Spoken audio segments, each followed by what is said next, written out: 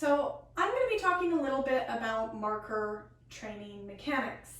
A very common mistake that I see with folks who are new to marker training is that they grab the treat before marking the behavior. So instead of pairing the marker word specifically with the behavior that you want the dog to repeat, you mark after the behavior occurs and as you are reaching for a treat. And this is very, very common.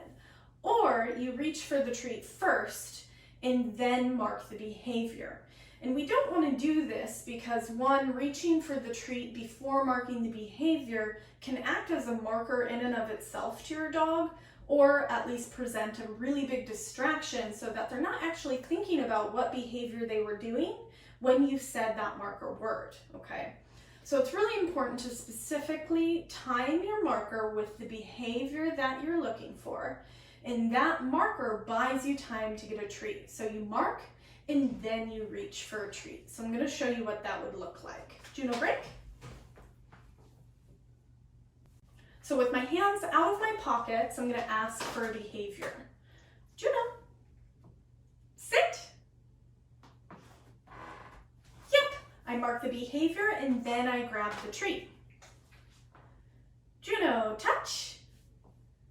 Yep, then I grab the treat. See how that works? So instead of, for example, doing it this way, Juno down,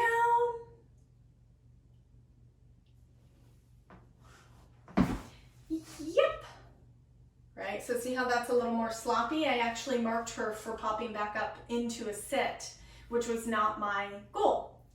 The other thing that I often see is that the handler in the beginning learning stages overlaps the hand signal cue with the verbal cue.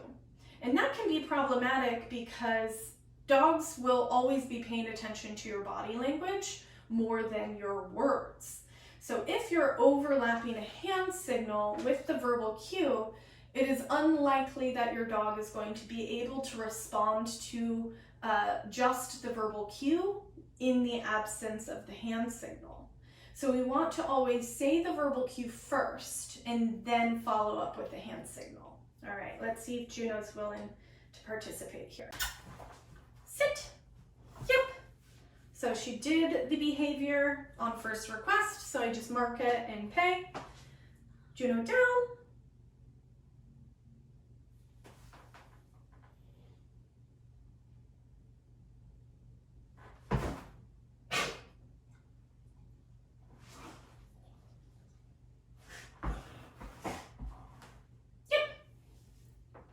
So there I did not repeat the verbal cue.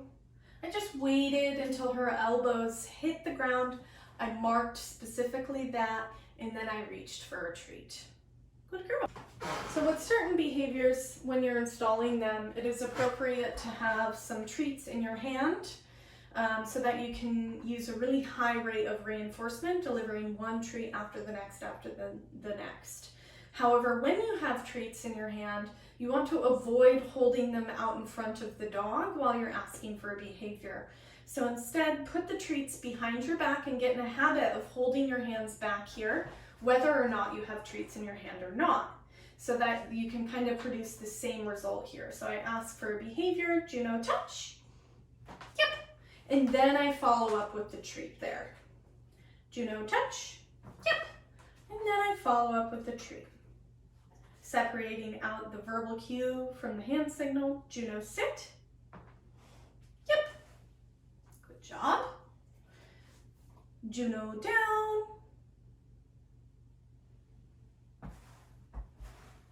Yep.